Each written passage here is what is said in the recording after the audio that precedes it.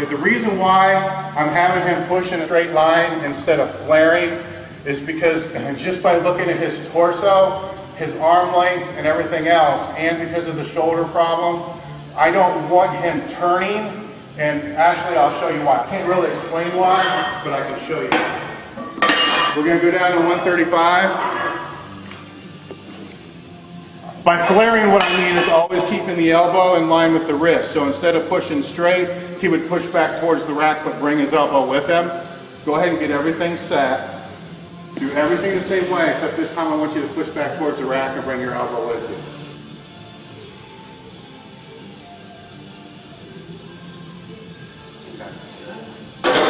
See what happened there is immediately when he came off his chest, the barbell fell behind his elbow, and then he couldn't keep his elbow in place with all that. There's a lot of issues that I knew were going to happen just based upon the way that he's built and from doing this for so long. So I would keep him, because he's going to be a raw bencher, at least for now, benching in that straight line because he's going to be stronger that way. It works for his structure better that way.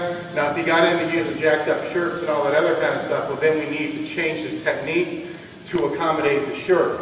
It's not the other way around. You know, a lot of the questions that I'm getting is how do you change the programming or the technique that's being done with gear to accommodate the raw lifter. That's not how it works.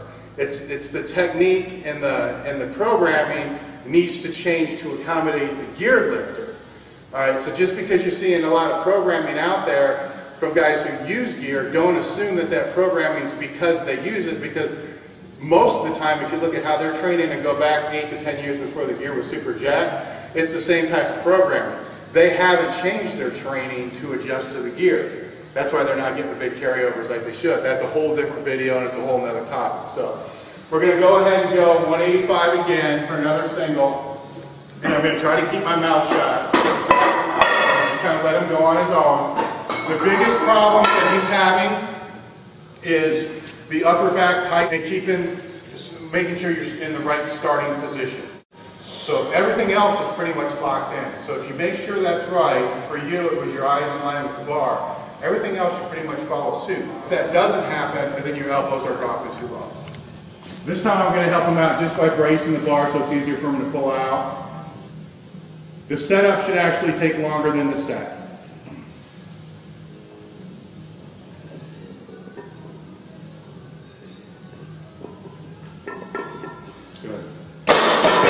The other thing I didn't comment on, because he's been really good about it, is you want to make sure that the barbell stays in line with the wrist and the elbow throughout the whole movement. A lot of times you'll see it fall one way or another. Let's pull it down a little bit.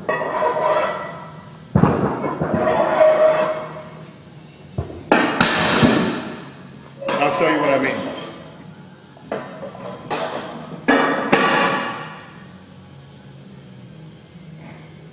A lot of times you'll see this from the start, especially with younger lifters, or when they press, you'll see it come back and not stay in line, or in some cases, you know, it will come forward.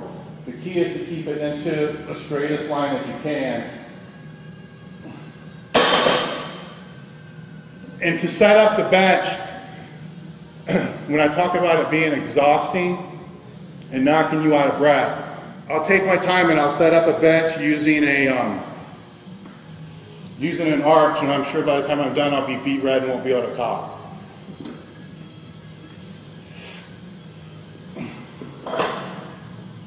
I personally like to bring the bar forward on the hooks here to brace it. That way it's easier to pull it out and I don't have that distance that I have to walk it through. I'll always start with my eyes under the bar. And with my grip, moderate as far as tightness.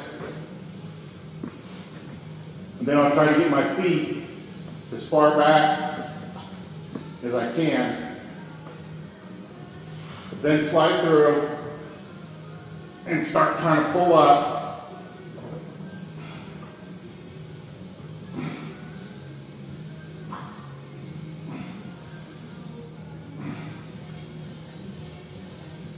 Then grip, pull out, air, heels, press. And that would be to do 1 rep.